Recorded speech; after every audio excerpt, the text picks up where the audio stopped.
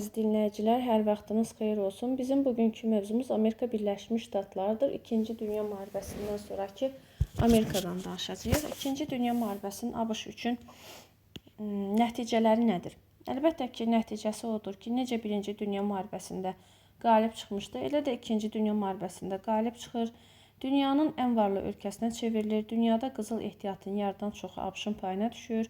Nüvə silahına malikdir və nüvə silahına 1945-ci ildə sahib oldu. SSR isə nüvə silahına və yaxud da atom bombasına sahib olub 1949-cu ildə.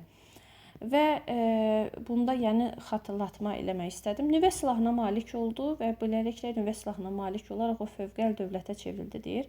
Və müharibədən sonra ABŞ iqtisadiyyatının sürətlə inkişaf etməsinin səbəblərindən biri də məhz ərazisində döyüşlərin, hərbi əməliyyatların getməməsidir. Bu, Birinci Dünya müharibəsində də belə idi, əgər yadımızdadırsa. Birinci Dünya müharibəsində dövründə də Amerikanın dedik ki, sürətlə inkişaf etməsinin səbəbi müharibənin öz ərazisində getməməsi idi.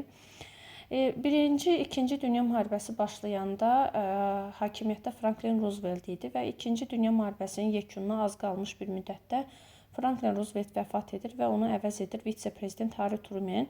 Harry Truman'ın prezidentliyi, vitse-prezidentliyi və prezidentliyi dövründən danışacağıq. Vitse-prezident kimi prezidenti əvəz etdiyi dövrdən və sonradan yenə seçkilərdə qalib gələrək prezident kimi fəaliyyət göstərdiyi dövrə diqqət yetirəcək. İlk öncə gəlin Truman'ın daxili siyasətinə nəzər yetirək. Harry Truman daxili siyasətində Franklin Roosevelt'in yeni xətt siyasətini davam etdirir və yeni xətt siyasətinin davamı da ədalətli xətt gəlir. Ədalətli xəttdə orduda olanların təxris olaraq işlə təmin olunması nəzərdə tutulur və iqtisadiyyatın dinc bərpa dövrünə qədəm qoyması və iqtisadiyyatın yenidən qurulması nəzərdə tutulurdu. 1947-ci ildə Taft-Hartley qanunu qəbul olunur. Həmin Taft-Hartley qanunu görən kimi həmkar sözünü yadda saxlayın. Həmkarlar ittifaqı üzərində dövlət nəzarəti gücləndirilir və müəyyən edilmiş və yaxud da fərqli vaxtlarda tətil etmək qadağan edildi deyir. Truman hökumətinin dövrü daxili siyasətində minimum əmək haqqları artırıldı. O cümlədən az gəlirli ailələr üçün ucuz mənzillər tikilməyə başlandı və əhalinin maddi rifahı yaxşılaşdı. Və onun dövründə deyir ki, firavanlıq dövləti təşəkkül tapmış oldu. Bir də ABŞ prezidenti Harry Truman'ın hakimiyyəti dövründə konstitusiya düzəliş edildi. Düzəlişə görə heç kim artıq iki dəfədən artıq prezident seçilə bilməzdi. Yəni 2 dəfə prezident seçilə bilərdi və biz bilirik ki, ABŞ-nin yeganə prezidenti Franklin Roosevelt'dir ki, o 3 dəfə prezident seçilmişdi. İndi davam edirik. 1948-ci ildə prezident seçkiləri keçirilir və prezident seçkilərində Harry Truman qalib gəlir. Onun məqsədi nə idi? İqtisadiyyat onsuz da inkişaf etmişdi. Firavanlıq dövrünə qədəm qoymuşdu dövlət, firavan idi və həmin iqtisadiyyat inkişaf etmişdi. İqtisadiyyatın davamlı inkişafını təmin etməyə çalışırdı.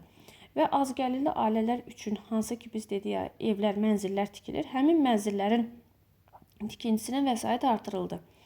Dövlət aparatında da islahatlar keçirildi. Mərkəzi Kəşfiyyat İdarəsi, Milli Təhlükəsizlik Şurası yaradılır. Və onun hakimiyyəti dövründə kommunizmə qarşı mübarizə aparıldı. Kommunizm təhlükəsinə qarşı mübarizə dövlət səviyyəsində aparıldı. Hətta senator Joseph McCarthy'nin təşəbbüsü ilə müxalifətə qarşı mübarizə gücləndi. McCarthy və onun tərəfdarlarıdır, ABŞ-ı kommunist təhlükəsi ilə hədələyirdi və məhz bu kommunizmə qarşı geniş miqyaslı tədbirlər həyata keçirilirdi. Və bir də Truman hakimiyyəti dövründə ilk dəfə konqresdə Afro-Amerikalılara seçki hüququ verilməsi məsələsi qaldırıldı. Baxın, məsələsi qaldırıldı. Çünki Afro-Amerikalılar müharibədə iştirak etmiş, qəhrəmanlıq göstərmişdilər, amma onların seçki hüququ yox idi. Məhz bu Afro-Amerikalılara mülki bərabərlikdir verə bilməsələr də, çalışdılar ki, seçki hüququ versinlər. Çalışdılar. Sadəcə çalışdılar. Truman hökumətinin xarici siyasəti. Truman hökumətinin xarici siyasəti atom diplomatiyası da adlandıra bilərsiniz. Və 1946-1947-ci ildə, bir də onda 46-47-ci ildə Truman doktrinası və Marshall planı var xarici siyasətdə. Truman doktrinası Yunanistanı və Türkiyədə Sovet təsirinin güclənməsinin qarşısını almağa yönəlmişdir. Yəni SSR-nin müdaxiləsinə qarşı yönəlir və Yunanistan və Türkiyə kömək edir bu doktrina. Marshall planı da qəbul olunur. Marshall planına əsasən də ABŞ öz təhlükəsizliyi üçün önəmli olan ölkələrə və yaxud da ki, Avropada müttəfiqlərinə müharibə dövründə dağılmış iqtisadiyyatını bərpa etmək üçün maliyyə yardım edirdi. Aha, belə. İndi burada bu oldu Harry Truman'ın dövrü. İndi Harry Truman'dan sonra hakimiyyətə gəlir Dwight Eisenhower. Dwight Eisenhower'ın gəlin hakimiyyət illərini qeyd edək. Aha, Dwight Eisenhower. Bunları silək. İlk öncə işimiz asanlaşsın. Bir dəqiqə. Sil. Aha, deməli başlayırıq. 1953-1961-ci illərdə prezident seçilir Dwight Eisenhower. Dwight Eisenhower'ın hakimiyyət dövründə deyir ki, xarici siyasətdə Koreya müharibəsinin dayandırılmasına nail olmuşdu. Yeri gəlmişkən Koreya müharibəsinə vaxt olmuşdu. 1950-1953-cü ildə baş vermişdir. Və həmin müharibənin dayandırılmasına nail olur. Koreya müharibəsi haqqında gələcək dərslərdə daha geniş danışacağım deyə burada uzun-uzadı danışmaq istəmirəm. Çünki ABŞ mövzusu geniş mövzudur. Vaxtında bitirməliyik. 1961-1963-cü illərdə isə əsas prezident, bir dəqiqə mən nəyin, 61-63-cü ildə prezident John Kennedy'dir. John Kennedy ABŞ tarixində ilk dəfə bir katolik kimi prezident kürsüsünə oturmuşdur və onun həm gəlin daxili siyasətinə, həm xarici siyasətinə diqqət yetirək. Onun daxili siyasətində, baxın, vergilərin azaldılması və iqtisadiyyatın dirçəldilməsi, irqi ayrı seçkilik məsələsini həll etməyə çalışıb və təhsili yenidən qurmağa təşkil etməyə çalışıb və yaxud da ki, təhsili yenidən qurmağa çalışıb. Kennedy'nin bu islahat proqramı, hansı ki nəzərdə tutur ki, təhsili yenidən qursun, irqi ayrı seçkiliyə son qoysun, vergiləri azaltsın, sosial sahədəki problemləri həll etsin, bu proqram adlanır Yeni Hüdudlar. Yaxşı, bunu nəzərdə tutur. Bu nəzərdə tutduqlarını həyata keçirə bilirmi? Və yaxud da həyata keçirdisə, bunun nəticəsi nə oldu? Deyirik ki, bəli, bunları müəyyən qədər həyata keçirməyə bacardı. ABŞ iqtisadiyyatı sürətlə inkişaf etdi və dünya iqtisadiyyatında aparıcı rol oynamağa başladı. Həqiqətən də qaradərililərin təqibinin edilməsinin qarşısını aldı. İrqi ayrı seçkiliyi ləğv etmək üçün ciddi addımlar atdı. Afro-Amerika tələbələrin universitetlərə buraxılmadığı ştatlara ordu hissələri yeritdi və bu Afro-Amerikalıların ştatlarda artıq təhsil almasını təmin edə bildi. Bax, bu Kennedy islahatının, Yeni Hüdudlar islahatının müsbət nəticələri olmuşdur. Bəs Kennedy hökumətin xarici siyasəti nədir? Kennedy hökumətin xarici siyasətində biz deyirik ki, kapital qoyuluşu, xaricə kapital qoyuluşu artır. Bir də əsas istiqamətləri nədir deyəndə, əsas istiqamətləri SSR ilə münasibətləri yaxşılaşdırmaq istəyir və bununla SSR ilə münasibətləri yaxşılaşdırır və sazişlər bağlanır. Və o cümlədən Latın Amerikası ölkələrinə hərbi yardım etməklə ABŞ-dan asılılığını möhkəmləndirmək istəyir.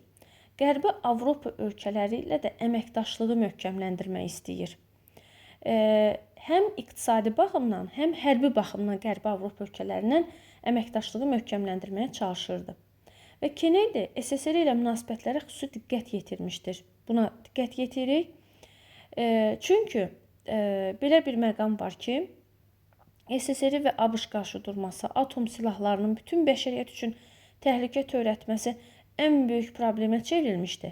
Və o mərhələdə Kennedy SSR ilə münasibətləri nizamlayır. Bir də bu dövrdə 1959-62-ci ildə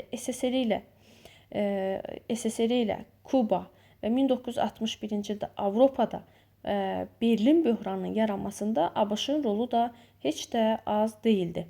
Və Kubada baş verən inqilaba müdaxilə etməsi onun SSR ilə münasibətlərini birdən-birə gərginləşdirir və nüvə müharibəsi təhlükəsidir, baş verə bilərdi. Yenə də deyirik və bundan sonra Kennedy SSR ilə münasibətləri yaxşılaşdırma xəttini və yaxud da ki, münasibətlərin yaxşılaşmasına xüsusi diqqət yetirir. 1963-cü ildə Moskvada SSR, ABŞ və İngiltərə arasında atmosferdə və su altında nüvə sınaqlarının qadağan olunması haqqında razılıq əldə olundu. Baxın, belə bir razılıq əldə edildi. Və 1963-cü ildə Texas ştatında Dallas şəhərində John Kennedy sui-qəsd nəticəsində öldürüldü. İndi gəlirik Lyndon Johnsonun hakimiyyəti dövrünə. Lyndon Johnsonun hakimiyyəti dövrü. Lyndon Johnson hakimiyyəti dövrü 1963-1969-cu illərdə hakimiyyətdə olmuşdur. Lyndon Johnsonun hakimiyyəti dövründə biz diqqət yetiririk ki, yoxsulluqla mübarizə aparmağa çalışır və 1960-cı ilin ortalarından etibarən ABŞ-da yoxsulluğa qarşı mübarizə elan olundu. Və Afro-Amerikalıların işə götürülməsində, ictimai iş yerlərində ağlarla eyni hüquqlar verildi və ən əsası Afro-Amerikalılar artıq seçkilərdə iştiraki təmin edildi. Lakin Lyndon Johnsonun daxili siyasətində bəli, əsas üstünlük nə oldu? Artıq ağdərilərlə qaradərilər ictimai iş yerlərində də ağlarla eyni hüquqlar verilir və onlar seçkidə iştiraki təmin edildi. Bax, buna belə bir məsələni diqqətdə saxlayın ki, bax, Harry Truman'ın dövründə Afro-Amerikalılara seçki hüququ verilməyə çalışdı. Amma Lyndon Johnson onların seçkidə iştirakını təmin etdi. Bax, təmin etdi. Bunu bu cür yadda saxlamaq lazımdır və cinsi ayrı-seçkilikdə qadağan edildi. Lyndon Johnsonun dövründə daxili siyasətdə mühacirət haqqında qanunun təxirə salınması ilə ABŞ yeni mühacir axınlarını sürətləndirdi.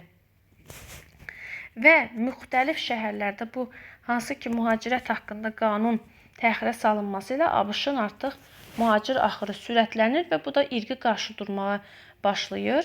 Və 1968-ci ildə Afro-Amerikalıların başçısı Martin Luther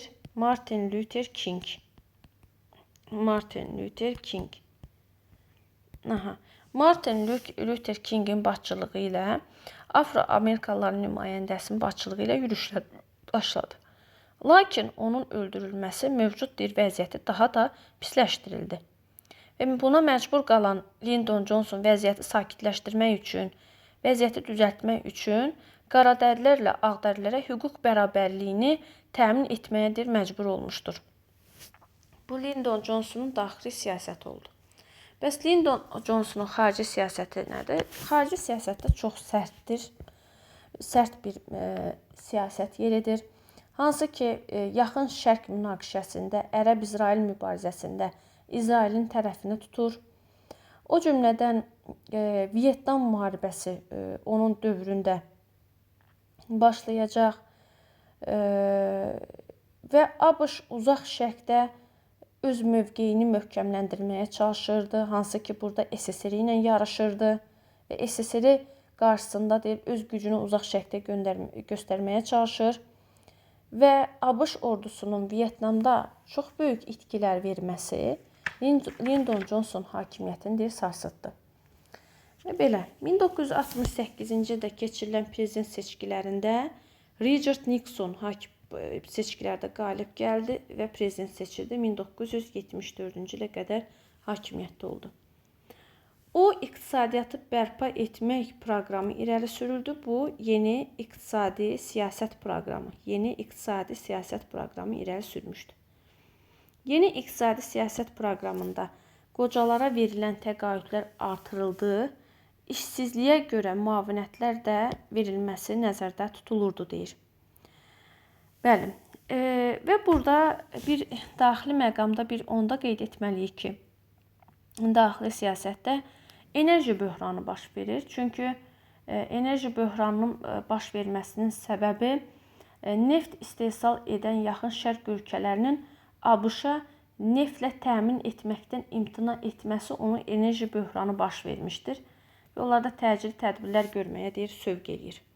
Ardınca burada Nixon hökumətinin xarici siyasəti nədir? Nixon siyasətin xarici siyasətdə görürük, onun nüfuzu artır. Nüfuzunun artmasının da əsas səbəbi Vyetnam müharibəsinin də düzdür. ABŞ və SSR arasındaydı bu. Vyetnamda ABŞ və SSR mübarizə aparırdı. SSR qalib gəlmişdi, ABŞ uduzmuşdu. ABŞ məğlub olsa belə deyir, Bu müharibə yekunlaşdığına görə Richard Nixonun nüfuzu artır. Onun nüfuzuna müsbət təsir göstərir. Nixon hökumətinin xarici siyasətində, siyasətinin elə məhz əsasını da Vyetnam müharibəsi təşkil edirdi. Və onun hakimiyyəti dövründə həm də deyilir ki, SSR ilə danışıqlar dövrü başlayır. SSR ilə ABŞ arasında raketlər əleyhinə müdafiə və strateji hücum silahlarının məhdudlaşdırılması və azadılması haqqında müqavilələr də bağlandı. Baxın, bunu da diqqətdə saxlayaq. 1973-cü ildə Vyetnam müharibəsi dayandırıldı və ABŞ qoşunları Vyetnamdan çıxarıldı. Burada gələk indi, bəs bu Nixon, bax, bu cür nüfuzu artdı, SSR ilə müqavilə bağladı, Vyetnam müharibəsi dayandı. Bəs nə oldu ki, o birdən-birə onun belə nüfuzdan düşdü? Demokratların hansı ki, prezident seçkilərində, demokratlarla respublikaçılar biz bilirik ki, prezident seçkilərində iştirak edir və Richard Nixon həmin demokratların qaldığı oteldə, Watergate otelinə xəlvəti dinləmə qurğusu qoyur. Və həmin dinləmə qurğusu da əlbəttə ki, sonradan bilinir və o prezident seçilir seçilməyinə 1972-də.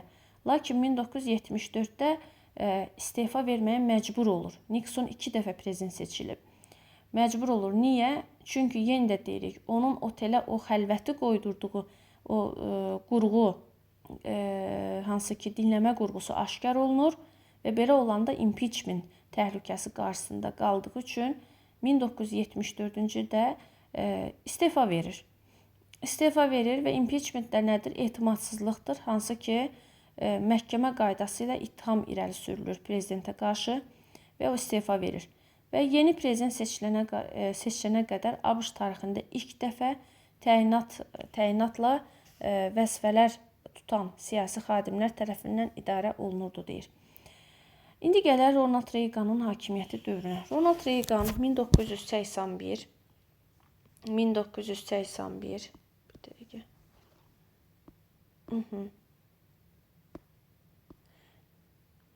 Neyse. 1981-89-cu illərdə hakimiyyətdə olmuşdur. 2 dəfə prezident seçilmişdi. Onun daxili siyasətindən danışırıq. Onun daxili siyasətində ancaq müsbət tərəflər görəcəksiniz. Bu da ölkənin inkişafını sürətləndirəcəkdir və yaxud da ölkə daha da inkişaf edəcəkdir. Onun daxili siyasətini biz Reaganomika adlandırırıq. Reaganomika proqramının əsasını nə təşkil edir deyəndə deyirik ki, dövlət xərclərinin və vergilərinin azaldılması nəzərdə tutulurdu. Reaganomikanın iqtisadi sahədə gördüyü tədbirlər ayrıdır, sosial sahədə gördüyü tədbirlər ayrıdır.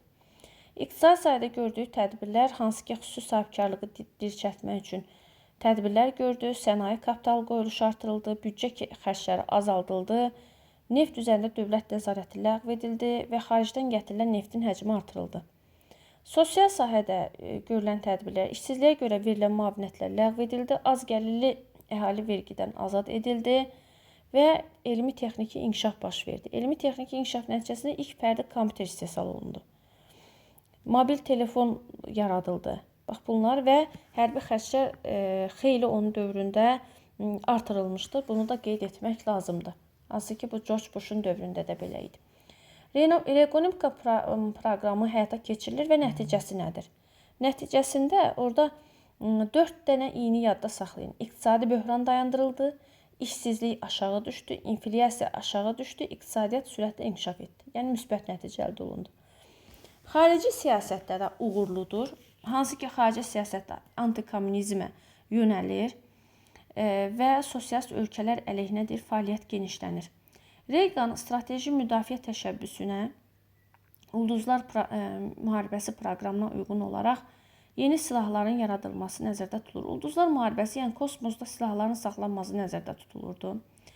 Və 1985-1988-ci ildə ABŞ SSR ilə yaxın və orta mənzilli raketlərin ləğvi haqqında müqavilə bağladılar. Bu, Ronald Reaganın uğuruydu.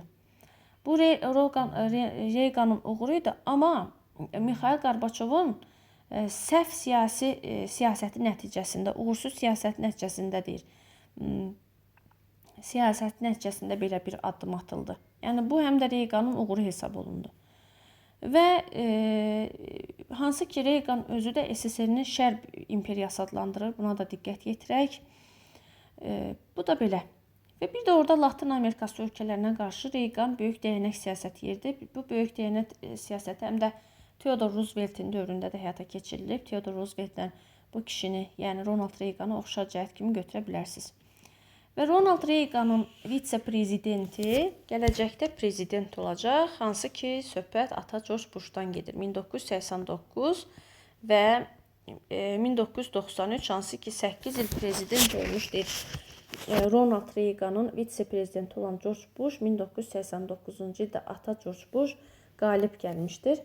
1988-ci ildə onun ilk öncə xarici uğurlarından danışaq. Xarici uğurlarından danışanda qeyd etməliyik ki, deyir ki, 1989-cu ildə Panamaya hərbi müdaxiləni təşkil edir. O cümlədən İsrail-Ərəb münaqişəsində vasitəçilik edir. 1990-cı ildə İran körfəzi də baş verən münaqişəyə hərbi müdaxilə edir və 1991-ci ildə səhrada tufan əməliyyatını həyata keçirmişdir.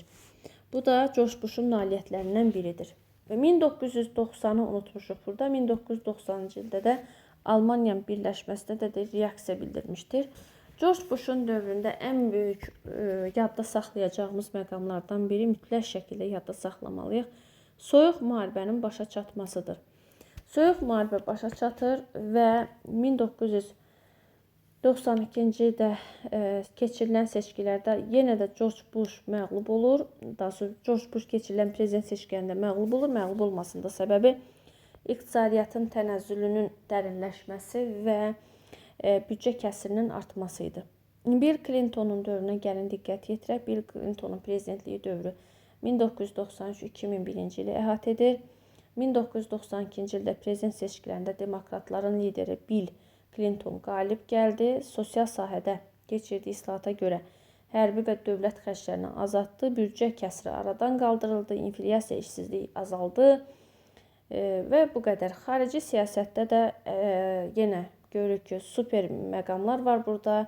Bill Clintonun mövqeyi, nüfuzu artır. Daha da Balkanlarda baş verən müharibədə sülhün imzalanmasına nail olur. Rusiya ilə münasibəti yaxşılaşır. İsrail-Fələstin müharibəsində vəziyyəti düzəltməyə çalışır. Qarabağ münaqişəsinin həllində də ATƏT-in Minsk qrupunun həmsədrlərindən birinə çevrilir. Bu da belə. 93-2001-ci ildə prezident olmuşdu. O da 2 dəfə prezident seçilmişdi.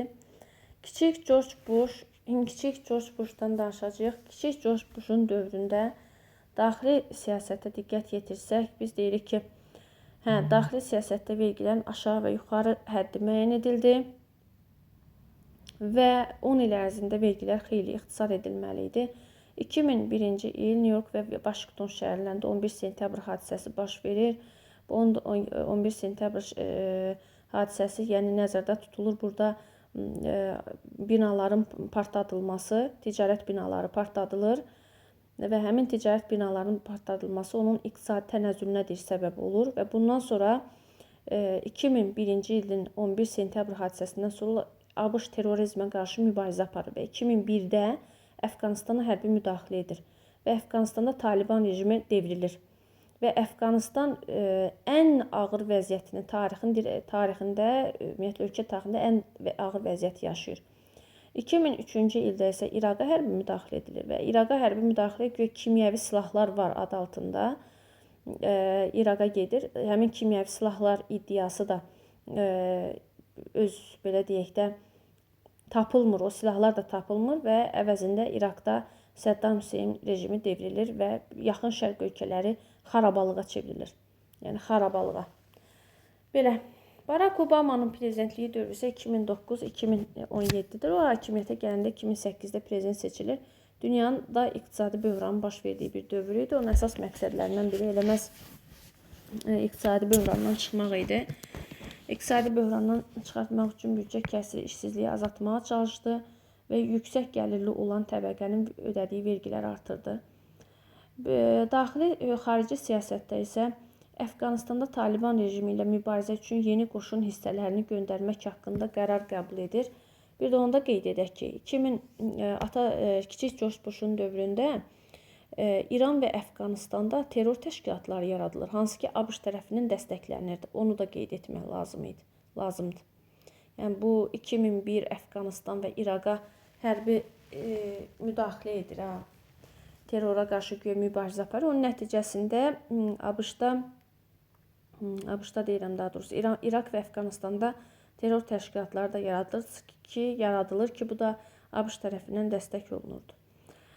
Barack Obama'nın dövründə bəli, büdcə kəsiri və işsizlik azaldıldı. Barack Obama'nın xarici siyasətində Əfqanistanda Taliban rejimi mübarizə üçün yeni qoşun hissələri göndərilir və İraqda ABŞ qoşunlarının sayının azaldılması və onların tədricən çıxarılması da haqqında qərar qəbul edilir. Donald Trump 2017-dən 2021-ə qədər hakimiyyətdədir. 2016-cı ildə keçirilən prezident seçkilərində qalib gəldi və Trump İran, Şimali Koreya və Rusiya ilə münasibətləri yaxşılaşdırmağa çalışırdı və Koreya Xalq Demokratik Respublikası ilə Koreya Respublikası arasında iki tərəfli danışıqların aparılmasından başlasa da bu uzun çəkməmişdi. Joe Biden 2021-2025'dir və Joe Biden'in hakimiyyəti dövründə 2022-ci ildə Rusiya-Ukrayna müharibəsi başlayır və Rusiya-Ukrayna müharibəsində də Ukraynanın tərəfini saxlayır və Ukraynaya hərbi və maliyyə yardımı edirdi. Və hal-hazırda da 2025-də də keçirilən prezident seçkilərində Trump qalib gəlir və indi də prezident Trump'dır, Amerikan prezidenti. Bu qədər dərsin izahı.